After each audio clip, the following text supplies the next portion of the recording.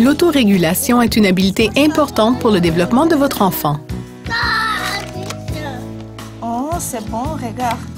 Par où matière, tu veux parler? L'enfant est davantage prêt à apprendre s'il est calme et concentré. Tu veux Dora? OK, on va voir. Il est donc important de lui montrer à maîtriser ses sentiments et son comportement pour qu'il puisse s'adapter de façon positive aux situations changeantes. L'autorégulation consiste à être le maître de son comportement, de ses sentiments et de son attention. Elle se développe chez un enfant qui reçoit les soins attentionnés d'adultes bienveillants.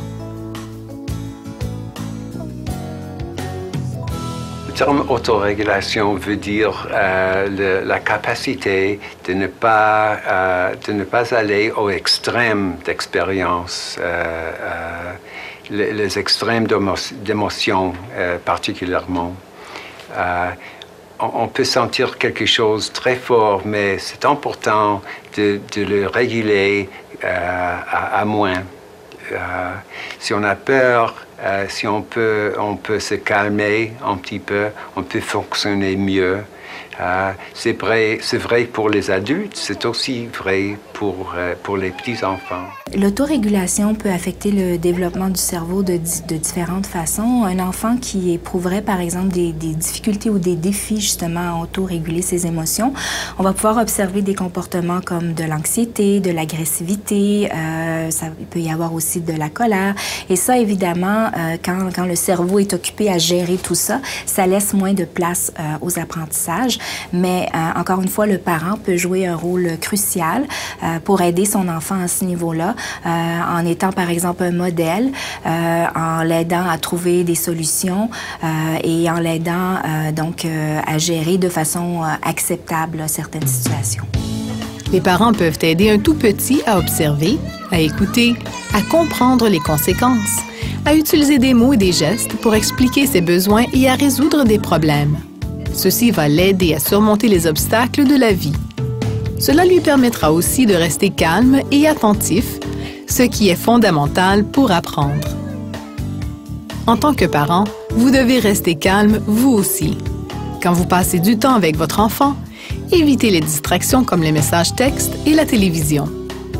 Donnez votre attention à votre enfant. Quand la technologie vient disons, interférer avec les routines, le repas, vient interférer avec le temps que le parent peut consacrer à son enfant, bien évidemment, ça va avoir un impact sur l'enfant qui peut se sentir délaissé, qui peut avoir l'impression d'être moins important pour le parent que tous ces modes de technologie-là. Et puis, à ce moment-là, peut développer toutes sortes de comportements, justement, pour essayer d'aller chercher l'attention du parent. On peut penser au parent qui est au téléphone, et puis là, l'enfant est en train de, justement, faire beaucoup de choses pour déranger parce que le message que l'enfant envoie, c'est « je suis là, papa ou maman, donc occupe-toi de moi, laisse le téléphone ». Essayez d'aborder les situations stressantes de manière positive. Apprenez à reconnaître ce qui déclenche votre stress. Vous montrerez ainsi à votre enfant comment gérer ses propres sentiments. Essayez de donner le bon exemple.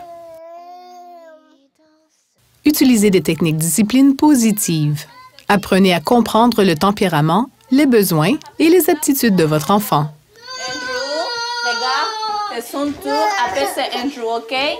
Bravo, dis bravo, Raphaël! Ayez des attentes claires et appropriées pour son âge. Utilisez des distractions, offrez-lui des choix et aidez-le à résoudre ses problèmes. Évitez de crier, de menacer, de frapper ou de donner la fessée. On sait que ceci endommage le cerveau. Le niveau de stress de l'enfant augmente et nuit à l'apprentissage. Ne faites jamais mal à un enfant. Le frapper, le pincer ou lui donner la fessée lui montrera qu'il est acceptable de faire la même chose aux autres. Regardons cette situation réelle.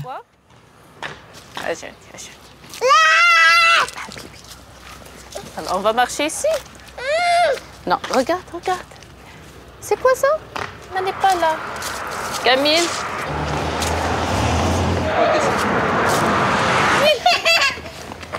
Camille, regarde, regarde-moi. Regarde. elle est belle. Il y a plein de feuilles. On va les compter. 1. Là. Et celle-là, regarde celle-là. Oui, derrière. C'est jaune. On va la sentir. Regarde. Waouh, regarde une coccinelle. Regarde. Celle-là. Oh, elle est où? Elle est là. Donne-moi ta main. Coccinelle.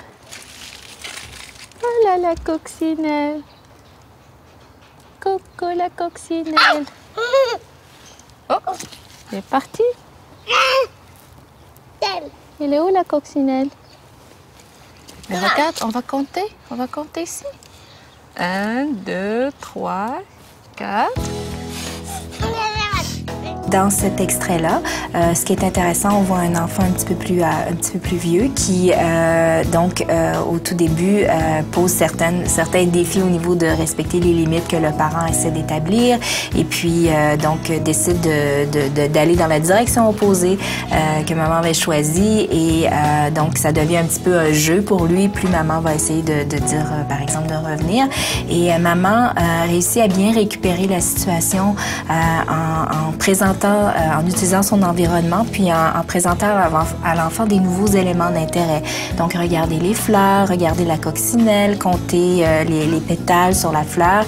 Puis, on voit comment l'enfant est tranquillement ramené vers maman. Et puis, la situation est complètement changée. Donc, l'idée de se sauver, de ne pas respecter les limites est un peu oubliée. Et puis là, on est dans une nouvelle situation d'apprentissage où maman offre des choses nouvelles à découvrir.